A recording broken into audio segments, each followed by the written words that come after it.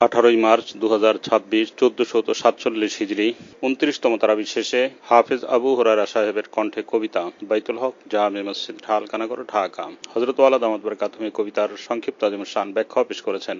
আলহামদুলিল্লাহ, আমার বাংলাতে কবিতা আছে 1813 বেশি।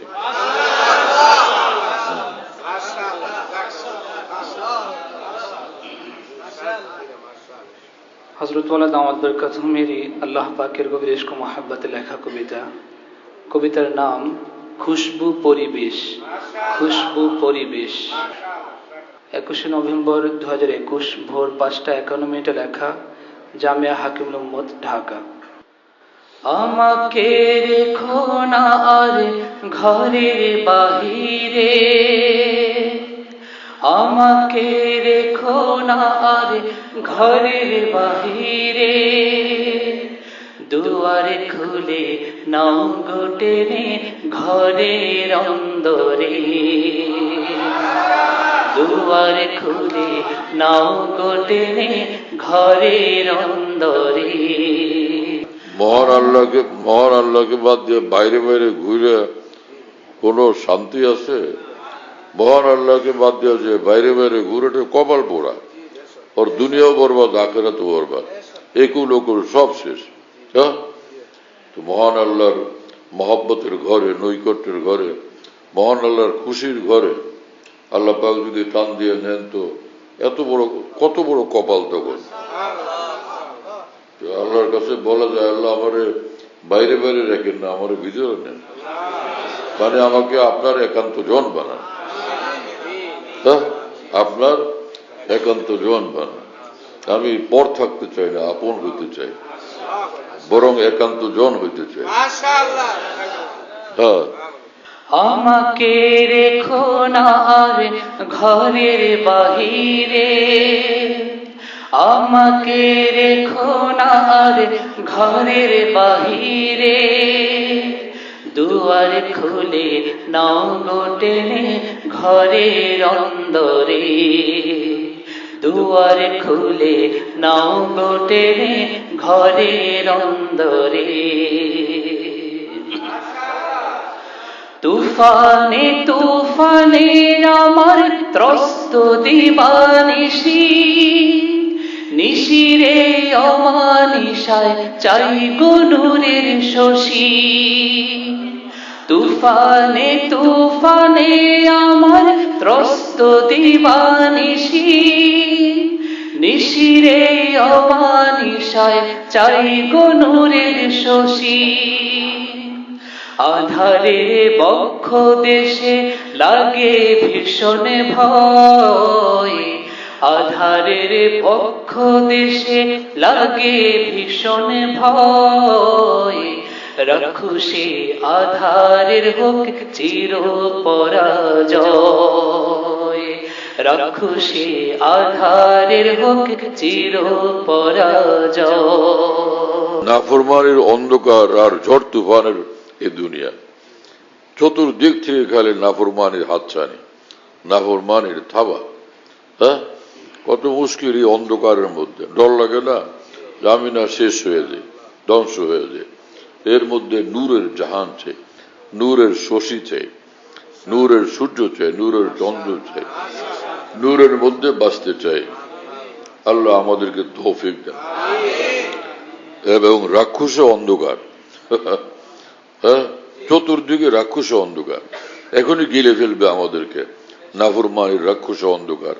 এমন এক কঠিন পরিস্থিতির মধ্যে আমরা পৃথিবীতে বসবাস করি, কিন্তু আল্লাহর উপর ভরসা করে যে বান্দা এর মধ্যে আল্লাহর দিকে ছুটে জীবনকে এবং তার অন্তরকে মহান আল্লাহ নূরে নূরে আলোকিত করে দেন।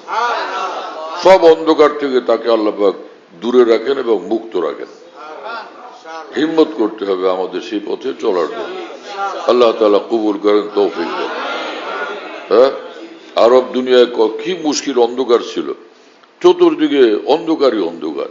মূর্তি পূজা, আল্লাহকে বাদ দিয়া, হ্যাঁ না, মূর্তি পূজার দুনিয়াতে এমন ডুবছিল, এটা বাদ দিতে বললে তারা খুন করে ফেলে, এইরকম অবস্থা। এর মধ্যে মুহাম্মদুর রাসূলুল্লাহ সাল্লাল্লাহু আলাইহি ওয়াসাল্লাম আসছেন আল্লাহ পাকের নবী হিসাবে, এবং তিনি এই অন্ধকারের পরিবেশ থেকে 100% দূরে থাকছেন। জীবনে কোনো মূর্তির কাছে একবারের জন্য যান নাই, মূর্তি পূজা তো দূরের কথা, কোন মূর্তির ধারে কাছেও যান নাই, একদম শৈশব কাল থেকে একদম দূরে থাকছেন। এইভাবে তাওহীদের আলোর মধ্যে তিনি থাকছেন, তাওহীদের আলোর মধ্যে এই শৈশবকাল তিনি কাটাইছেন, এবং ফের তরুণ যুবক হয়েছেন, 40 বছর বয়স পুরো হয়েছে। আল্লাহ পাক জাল্লা জালালু আম্মানা ওয়ালু তাকে নবুয়ত দান করছেন। এই ঘোর অন্ধকারের মধ্যে তিনি ঈমান এবং তাওহীদের আওয়াজ দিছেন, আল্লাহ পাকের দ্বীনের জন্য ডাক দিছেন। তো সমগ্র পৃথিবীকে তিনি আলোকিত করে দিয়েছেন। এইভাবে হযরত আবু বকর সিদ্দিক রাদিয়াল্লাহু আনহু, তারও কি অবস্থা ছিল, ঘরের মধ্যে সব ছেড়ে। আবু বকর সিদ্দিক রাদিয়াল্লাহু আনহু ঘরের মধ্যে বাবা মা, সেখানে তো শিরকে আক্রান্ত ছিলেন, তো আল্লাহ পাক তাদেরকেও মুক্তি দিয়েছেন রাসূলুল্লাহ সাল্লাল্লাহু আলাইহি ওয়াসাল্লাম বরকতে। হযরত ওমর ফারুক রাদিয়াল্লাহু তাআলা আনহু, তিনি তো সেই মূর্তি পূজারীদের পক্ষ হইয়া রাসূলুল্লাহ সাল্লাল্লাহু আলাইহি ওয়াসাল্লামকে হত্যা করার জন্য ছুটে আসছিলেন দুঃসাহসে। রাসূলুল্লাহ সাল্লাল্লাহু আলাইহি ওয়াসাল্লামের বরকতে আল্লাহ পাক তাকেও মুক্তি দিয়েছেন। তিনি সমগ্র মুসলিম জাহানে এবং কিয়ামত পর্যন্তের জন্য ইসলামের কান্ডারি হয়ে গেছেন। তখন ইসলামের কান্ডারি ছিলেন, কিয়ামত পর্যন্ত এই সকল মানুষের নাম শুনল নূরওয়ালা হবে, হ্যাঁ, এবং তাদেরকে অনুসরণ করে কিয়ামত পর্যন্ত মানুষ হক পথ পাবে, জান্নাতের পথ পাবে। কিভাবে আল্লাহ তাআলা কবুল করছেন? এজন্য দুনিয়া যত নষ্ট হোক, ভ্রষ্ট হোক, অন্ধকারে আচ্ছন্ন হোক, এগুলোর চিন্তাই করার দরকার নেই, পরোয়াই করা চাই না, বরং এর মধ্যেই আমি ছুটবো আল্লাহ পাকের দিকে, এর মধ্যেই ছুটবো আমি আল্লাহ পাকের দিকে।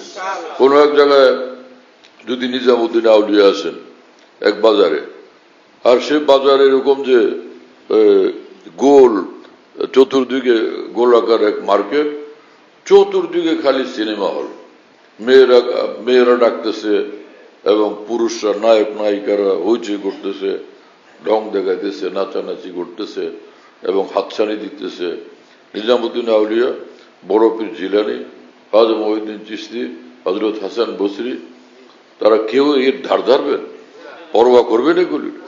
হ্যাঁ, সেদিকে এক তিল সেদিকে আগাবেন, বরং সেখান থেকে ছুটবেন মহান আল্লাহর দিকে। ফাফিরু ইলাল্লাহ আম্মা সিওয়াল্লাহ। হ্যাঁ, এই পরিবেশের মধ্যে তারা ছুটবেন মহান আল্লাহর দিকে, এগুলোর দিকে এক মুহূর্তের জন্য তারা নজর করবেন না।